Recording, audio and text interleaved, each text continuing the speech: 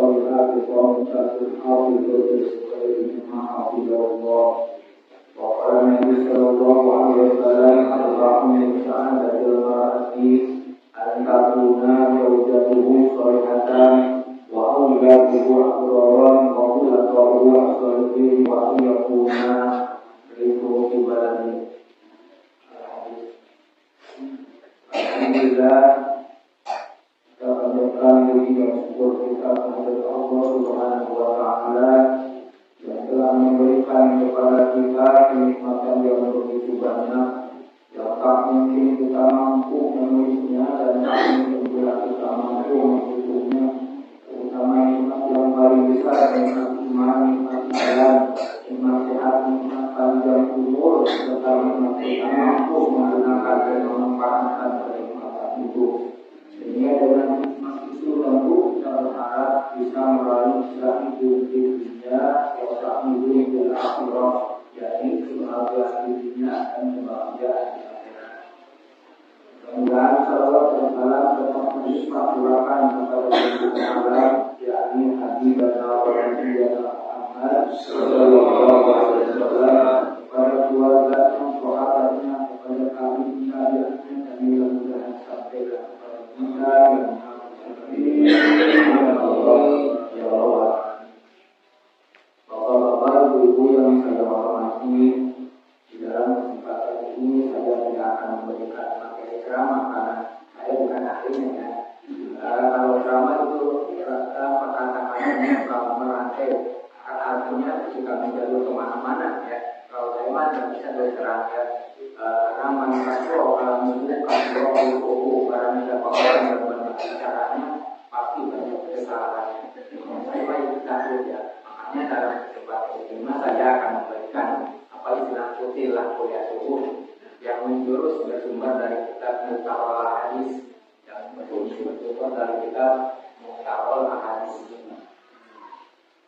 Bapak-bapak yang saya hormati, setiap insan selalu berjuang dan berdoa untuk meraih kebahagiaan. Dari zaman dahulu sampai zaman sekarang, dari zaman klasik sampai zaman modern. Akan tetapi yang menjadi pertanyaan, di manakah letak kebahagiaan itu? Apakah kebahagiaan itu letaknya pada uang yang bersifat? Apakah kebahagiaan itu letaknya pada uang yang pada kendaraan mewah yang mengkilat? Apakah kebahagiaan itu letaknya pada rumah yang bertingkat? Apakah kebahagiaan itu letaknya pada tingginya kedudukan dan pangkat? Ataukah kebahagiaan itu letaknya pada istri yang cantik, elok dan memikat yang diperlukan? Ternyata kebahagiaan itu adalah relatif.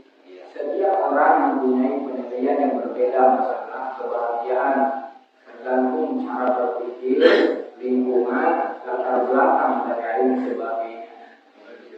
Ada orang yang berbahagia dengan mengumpulkan benda-benda sebanyak-banyaknya di rumahnya. Ada orang yang berbahagia dengan mengumpulkan benda-benda antik, benda-benda klasik, seperti perangko, kacamata, motor-motor antik, dan kendaraan klasik dan lain sebagainya. Namun yang pasti kebahagiaan itu adalah relatif, tidak dapat disandarkan kepada kekayaan, kepada jabatan, kepada pangkat dan lain sebagainya. Nah, dalam kesempatan ini saya akan mencoba menguraikan satu buah hadis yang mengungkapkan 4 macam kebahagiaan manusia. Bukan berarti hanya 4 macam saja kebahagiaan itu, melainkan yang paling dominan, yang paling banyak dirasakan oleh setiap insan. Mana yang 4 perkara itu Rasulullah Shallallahu Alaihi Wasallam bersabda, arba'un min sa'adatil mar'ati, 4 macam pirang-pirang kebahagiaan manusia. Yang pertama, antakuna zaujatuhu sholihatan. Yang pertama yaitu mempunyai istri yang soleh, yang solehah. Potret dan sifat-sifat istri yang solehah itu telah Allah gambarkan, telah Allah tuliskan di dalam Al-Quran Al-Qur'anil Karim sebagaimana Allah telah berfirman, A'udzubillahi minasyaitonir rajim. Bismillahirrahmanirrahim. As-solihatu qanitatun hafizatun lil ghaibi bima hafizallah. Perempuan-perempuan yang solehah itu ialah perempuan-perempuan yang setia, yang pandai menjaga dirinya dikala suaminya tidak ada. Lantas ayat ini ditafsirkan oleh ulama-ulama ahli tafsir, di antaranya ialah Al-Hafidz Ibnu Katsir. Beliau menafsirkan ayat tersebut yang dimaksud dengan perempuan solehah ialah khairun nisa imro'atun, sebaik-baiknya perempuan ialah idana dorta sarotka, bila di mana-mana memandang dipandang yang menyenangkan. Yang kedua, wadida amartaha atau asta, apabila dia disuruh dia taat dan patuh. Wadida bid'an alaika biwasta bimarta, apabila suami tidak ada, dia pandai menjaga dirinya dan pandai menjaga harta milik suaminya. Itulah tanda-tanda perempuan yang solehah. Dan jadi menurut penjelasan Allah di dalam Al-Quran, menurut penjelasan Rasulullah dalam hadisnya, dan menurut penjelasan ulama-ulama dalam tafsirnya, dapatlah disimpulkan bahwa perempuan yang solehah itu minimal mempunyai 3 sifat. Sifat yang pertama bermuka manis, sifat yang kedua taat dan patuh, dan sifat yang ketiga pandai menjaga amanah dan kepercayaan suami. Bukankah dikatakan istri yang solehah apabila suami mempunyai uang dia sayang, suami tidak mempunyai uang dia dendam. Dan suami yang mempunyai istri yang solehah, insya Allah hidupnya akan bahagia. Amin. Yang kedua, wa auladuhu abroron, mempunyai anak yang berbakti. Di dalam Al-Quran surah Al-Furqan dijelaskan bahwa anak-anak yang berbakti istilahkan dengan istilah qurrata a'yun. Masalah anak, masalah hari ini, masalah anak, masalah hari esok, sekaligus menjadi generasi penerus dengan bumi keturunan itu. Setiap orang tua selalu berdoa, selalu bekerja, selalu berusaha dan berdoa agar anak cucunya keadaan dan kedudukannya jauh lebih baik daripada keadaan orang tuanya. Psikolog dan melalui orang tua yang demikian itu pernah pula digambarkan dalam kehidupan para nabi terdahulu. Nabiullah Zakaria alaihissalam, Nabiullah Ibrahim alaihissalam. Beliau Nabiullah Zakaria alaihissalam, beliau pernah berdoa, Rabbi habli min ladunka dzurriyyatan thayyibah.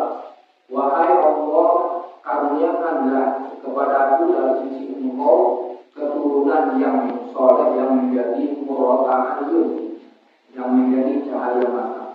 Dan Nabi Ibrahim pun pernah berdoa, Rabbi habli minas sholihin, Rabbi habli minas sholihin. Ya Allah, karuniakanlah kepada kami seorang anak yang soleh, karena anak yang soleh, anak yang selalu akan memberikan kebahagiaan kepada kedua orang. Dan di dalam Al-Quran ada satu urusan doa yang harus diamalkan oleh setiap keluarga. Mana doanya? Rabbana hablana min azwajina wa dzurriyyatina qurrata a'yun waj'alna lil muttaqina imama. Ya Allah, karuniakan kepada kami seorang istri dan keturunan para anak-anak yang soleh. Amin. Adapun anak-anak yang istilahkan dengan istilah qurrata a'yun ialah anak-anak yang senantiasa berbuat, bekerja agar seorang tuanya selalu dalam keadaan bahagia, selalu dalam keadaan gembira. Secara garis besar, sifat anak yang demikian itu mempunyai 2 ciri. Ciri yang pertama, berbanggaan kepada Allah. Ciri yang kedua, berbakti kepada orang tua, berbuat baik kepada orang tua, kepada saudara-saudara, kepada semua makhluk, termasuk kepada semua manusia. Dan orang tua yang mempunyai anak yang soleh juga insya Allah hidupnya akan bahagia di dunia dan akan bahagia di akhirat. Yang ketiga, waktu lakohu as-solihin. Yang ketiga yaitu mempunyai teman bergaul yang soleh. Teman bergaul yang soleh didefinisikan oleh ulama sufi yang terkenal, yaitu Ibrahim Al-Baduri, dengan kata-katanya mayyafrah biqaulika wa yanzamu lihadzalika. Orang yang bergembira di saat dia bergembira, dan orang yang bersedih di saat dia sedang bersedih. Masalah pergaulan secara garis besar terbagi dalam dua masalah. Yang pertama, masalah hubungan keluarga.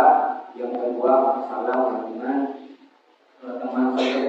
Masalah pergaulan, masalah hubungan adalah masalah esensial dalam kehidupan ini.